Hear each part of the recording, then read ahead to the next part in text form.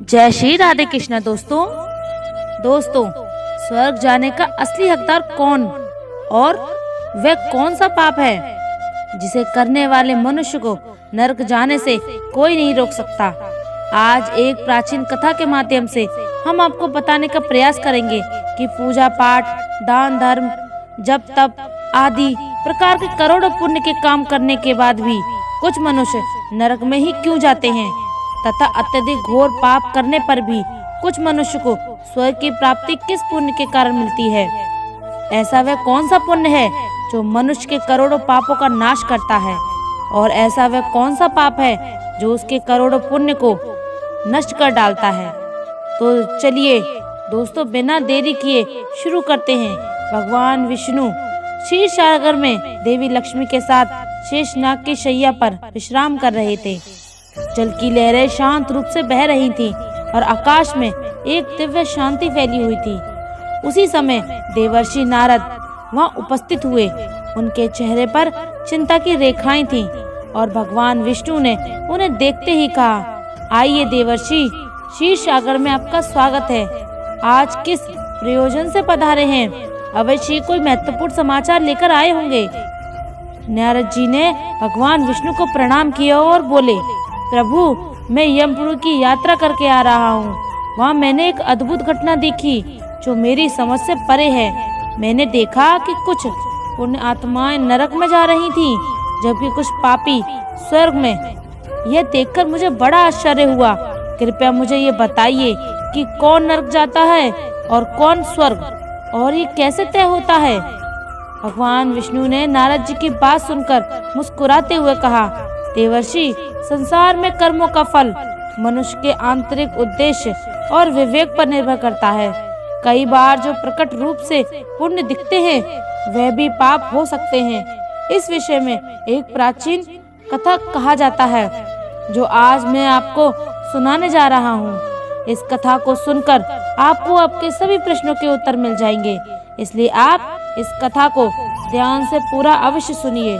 जो भी इस कथा का श्रवण करता है उसके कोटि कोटि पाप नष्ट हो जाते हैं और उससे विष्णु लोक की प्राप्ति होती है। देवर्षि नारद कहते हैं, हे प्रभु, आपके मुख से इस कथा को सुनना मेरा सौभाग्य है। मैं इस कथा को ध्यान से पूरा अवश्य सुनूंगा और इसका प्रचार करूंगा। फिर भगवान विष्णु नारद जी को वह कथा सुनाने लगते हैं। यह कथा अत्यंत ज्ञानवर्धक है। इस कथा में मनुष्य द्वारा किए जाने वाले पाप और पुण्य का वर्णन किया जाता है तथा उसके आधार पर मिलने वाली सजाओं के बारे में बताया जाता है। इसलिए प्रत्येक मनुष्य को यह कथा ध्यान पूर्वक सुननी चाहिए। आधा अधूरा ज्ञान घातक होता है। इसलिए दोस्तों, आप इस कथा को पूरा अवश्य सुनिए। तो चलिए आपको सुनाते हैं वह कथा।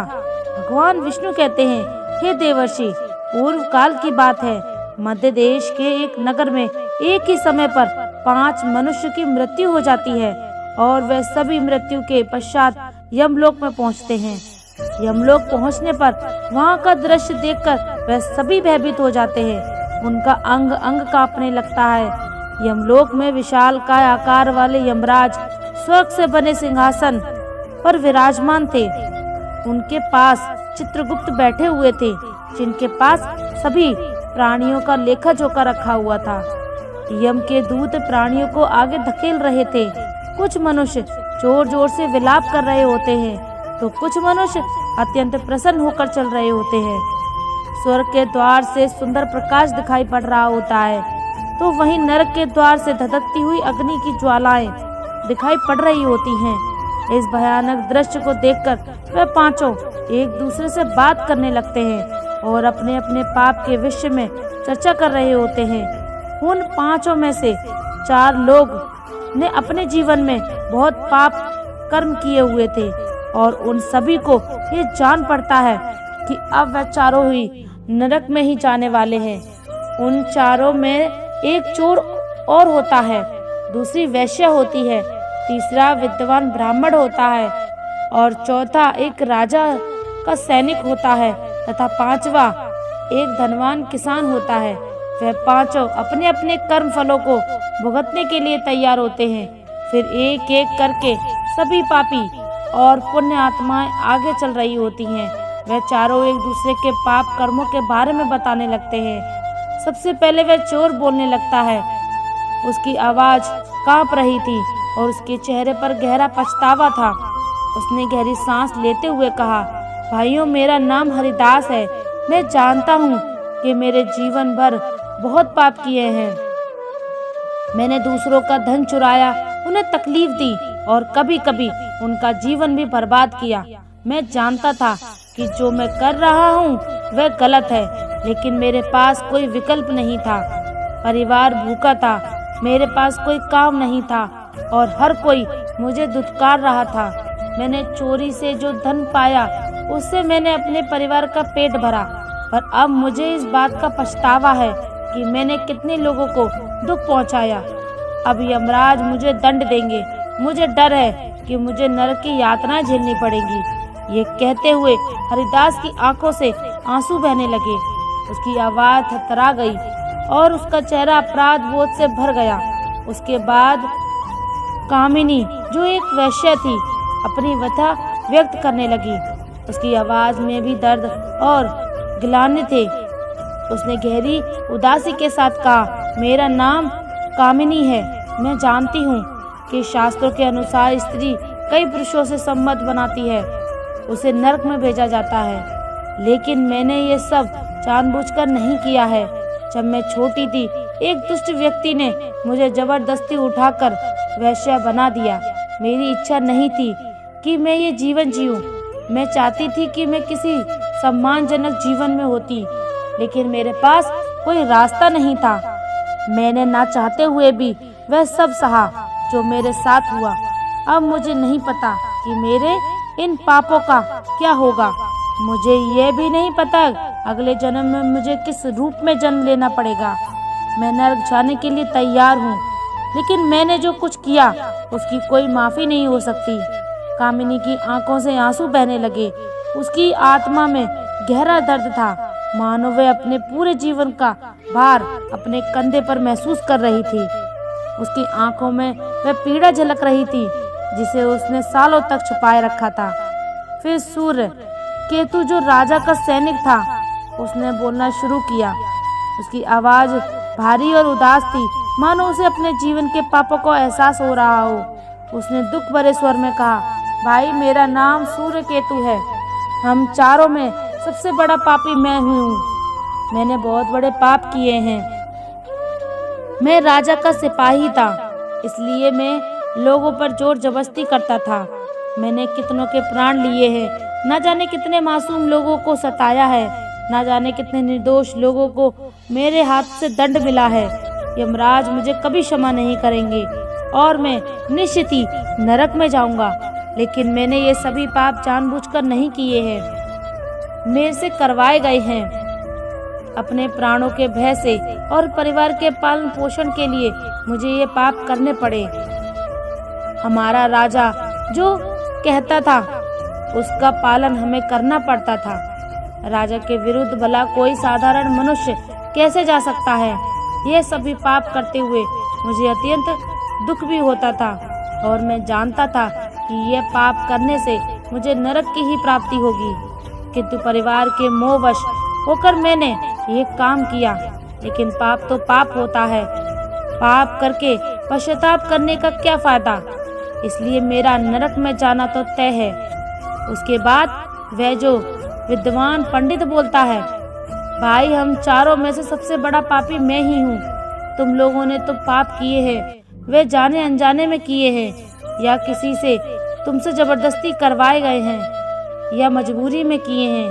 किंतु मैं तो विद्वान था, मैं सब सत्य असत्य जानता था।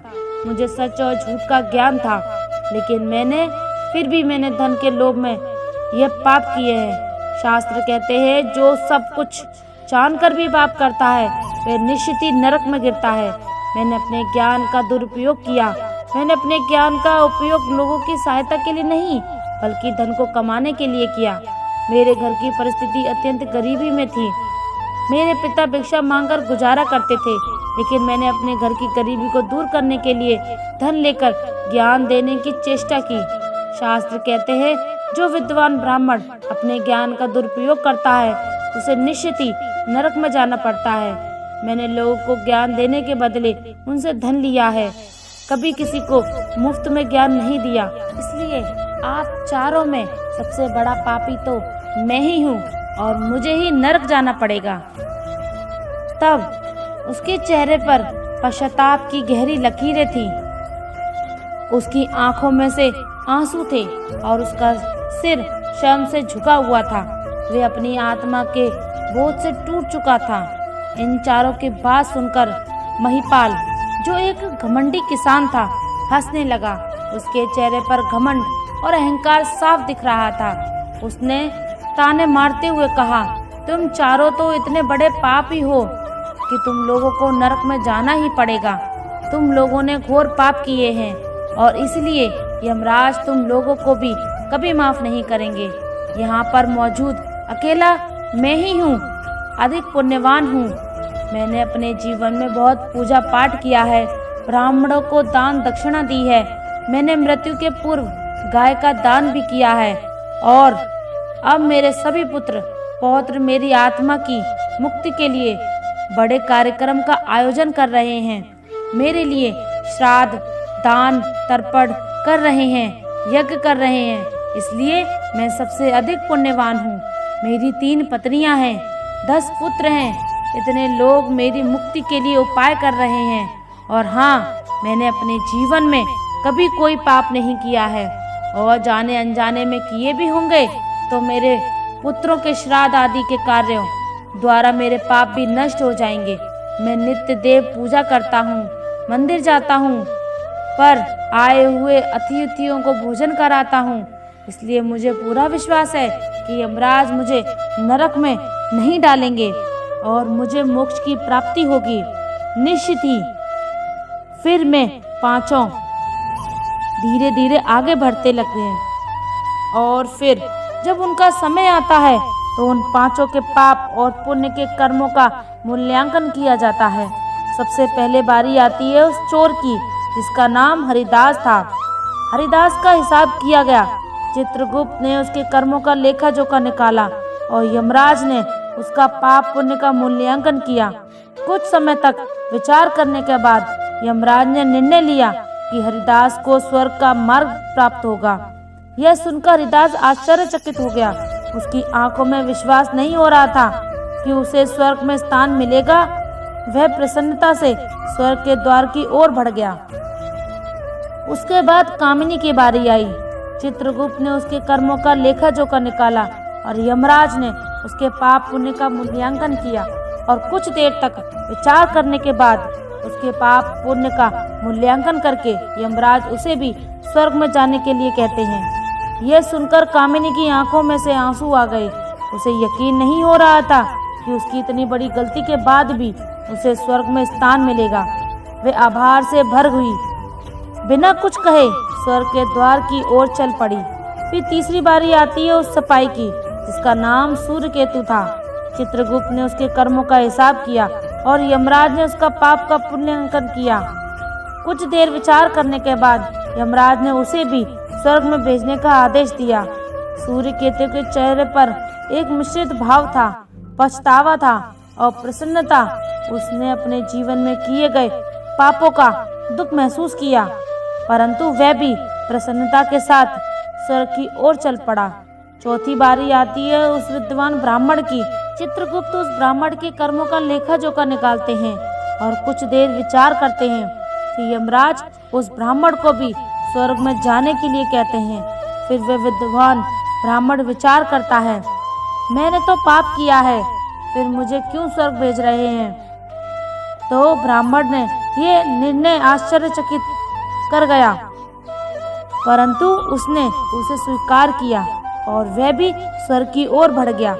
उन चारों को स्वर्ग में जाता देख वह धनवान किसान बहुत दुखी और क्रोधित हो जाता है।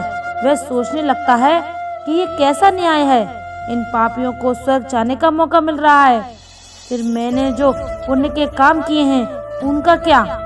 पापी और पुण्यवान एक ही जगह पर डाले जाएंगे तो पुण्य करने का फायदा ही क्या। फिर उस धनवान किसान को यम के दूत जोर से धकेल रहे थे और कहते हैं, अरे पापी, तू आगे चल, तुझे नरक में डाला जाएगा, यमराज मुझे माफ नहीं करेंगे। यह सुनकर वह धनवान किसान भयभीत हो जाता है और कहने लगता है, मैं तो स्वर्ग में जाऊंगा, मैंने कोई पाप नहीं किया है। फिर वह धनवान किसान यमराज के सामने आकर खड़ा हो जाता है। चित्रगुप्त उसके कर्मों का लेखा जोखा देखते हैं और उसके पाप पुण्य के कर्मों का मूल्यांकन करते हैं, तो उसके पाप का पल्ला भारी हो जाता है और यमराज उस धनवान किसान को कहते हैं, अरे दुष्ट, तूने तो बहुत बड़ा अपराध किया है, तू तो नरक में ही जाने के योग्य है। इतना सुनते ही वह किसान थरथर कांपने लगता है और यमराज से कहता है, हे धर्मराज, ये अन्याय है, मैंने तो जीवन में कोई पाप नहीं किए और पुण्य ही किए हैं, आप मुझे नरक में क्यों डाल रहे हैं? और मुझसे पहले जो 4 लोग गए थे वह तो घोर पापी थे, उन्होंने बड़े बड़े पाप और अपराध किए थे, उन्हें तो आपने स्वर्ग में डाल दिया। आप ऐसा अन्याय मेरे साथ क्यों कर रहे हैं? अगर ऐसा अन्याय होगा तो भले लोग मनुष्य धरती पर पुण्य करेगा। फिर यमराज कहते हैं, अरे पापी, तूने जो पाप किया है वह तो उन 4 के पापों के सामने कुछ भी नहीं। तेरे एक पाप के कारण तेरा सारा पुण्य नष्ट हो जाता है। यदि तूने ये पाप नहीं किया होता तो तू स्वर्ग में जा सकता था, लेकिन तूने यह पाप जानबूझकर किया है, इसलिए तुझे नरक में अवश्य जाना पड़ेगा। फिर धर्मराज ने कहा, हरिदास ने अपने जीवन में चोरी की थी, परंतु उसने कभी किसी गरीब या निर्दोष व्यक्ति के घर चोरी नहीं की। वह केवल उन लोगों के घर चोरी करता था जो अमीर और अहंकारी थे। उसने अपने द्वारा चुराए गए धन का अधिकांश हिस्सा गरीबों और भूखों में भोजन कराने में खर्च किया। हरिदास का हृदय दयालु था और उसने अपने जीवन में कई भूखों को अन्न और पानी दिया है। उसने ये पुण्य उसके पापों से बड़े हैं, इसलिए उसे स्वर्ग का मार्ग प्राप्त हुआ। यह सुनकर महिपाल ने सिर झुकाया, उसकी आंखों में पछतावा दिखने लगा। लेकिन यमराज ने उसे अधिक समय दिए बिना आगे कहा, दुष्ट, वह कामिनी वैश्या थी, परंतु उसने यह पाप जानबूझकर नहीं किया। उसे जबरन वैश्यावृत्ति में धकेला गया था, लेकिन उसने अपने जीवन में अन्य समय में पशु पक्षियों और बेसहारा जानवरों की सेवा की। उसने हर रोज पक्षियों को दाना डाला और घायल जानवरों की देखभाल की। उसकी आत्मा में करुणा थी और उसके ये पुण्य उसके जीवन के पापों से अधिक थे, इसलिए उसे भी स्वर्ग में स्थान मिला। फिर यमराज ने कहा, उस सिपाही सूर्यकेतु ने अपने जीवन में अनगिनत लोगों के प्राण लिए हैं, परंतु वह अपने राजा के आदेशों का पालन कर रहा था। उसने कई बार अपनी आत्मा को यह समझाने की कोशिश की कि वो जो कर रहा है वह गलत है, लेकिन अपने परिवार की सुरक्षा और पेट पालने के लिए उसने ये काम किया। परंतु उसके बावजूद उसने कई बेसहारा लोगों की सहायता की। उसने कई बार गरीबों को भोजन कराया और अपने पापों का पश्चाताप भी किया, इसलिए उसे पुण्य और अपने पापों से अधिक निकले और उसे भी स्वर्ग प्राप्त हुआ। महिपाल अब और भी अधिक शर्मिंदा हो गया था। उसकी आंखों के पश्चाताप के आंसू थे, लेकिन यमराज ने उसे अपने अंतिम निर्णय के लिए तैयार किया। यमराज ने कहा, उस ब्राह्मण ने अपने ज्ञान का दुरुपयोग किया। उसने धन के लोभ में आकर अपने शास्त्रों का ज्ञान का व्यापार किया, परंतु उसने अपने जीवन में कभी किसी को मुसीबत में नहीं छोड़ा। उसने निर्धनों की सहायता की, गौ सेवा की और अपनी विद्या के माध्यम से कई लोगों का उद्धार किया। उसके ये पुण्य उसके पापों से बड़े हैं, इसलिए उसे भी स्वर्ग का मार्ग प्राप्त हुआ। इतना सुनकर वह धनवान किसान बोलता है, हे धर्मराज, इन चारों ने जो भी किया पुण्य है, वह तो मैंने भी किए हैं, बल्कि उससे ज्यादा किए हैं। फिर भी मैंने ऐसा कौन सा पाप किया है जो मुझे नरक में भेजा जा रहा है? यमराज कहते हैं, हे दुष्ट, याद कर, तूने उस अबला विधवा नारी पर गलत लांछन लगाया था जो उसने तेरे घर पर चोरी की है, और उसके साथ ही तूने उसके ऊपर कई अन्य गलत लांछन लगाए थे। उसे बेविचारिणी और वैश्य कहकर उसके चरित्र का हनन किया है और राजा ने उसे समझकर उस अबला विधवा नारी को मृत्यु दंड दे दिया था। महिपाल, तुमने जीवन में कई पुण्य किए, परंतु एक पाप ने तुम्हारे सभी पुण्य को नष्ट कर दिया। तुम्हारा झूठा आरोप वह निर्दोष स्त्री पर जिसने उसकी जान ले ली, वह तुम्हारे सारे पुण्य का विनाशक बना।